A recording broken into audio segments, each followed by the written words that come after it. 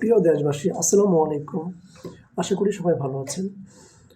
আসন্ন 31st night তথা 31শে December উপলক্ষে আমরা ফানুস ও আতশবাজি থেকে বিরত থাকব।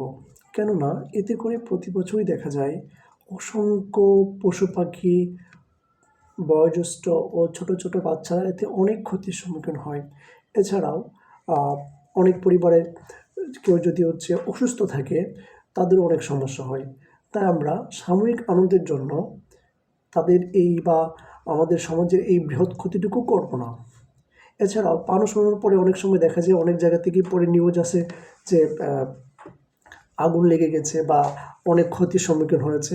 তাই আমরা সাময়িক আনন্দের জন্য এই ক্ষতিটুকু করা আমরা যে করি সেটা তো একদমই উচিত না। তাই আমরা এই ক্ষতিটুকু থেকে পরিত্রাণের জন্য আমরা ফানুস উড়াবো না আর আতশবাজি বাজাবো না। তো আসুন আমরা সবাই এটা থেকে বিরত থাকি। অসংখ্য ধন্যবাদ সবাইকে।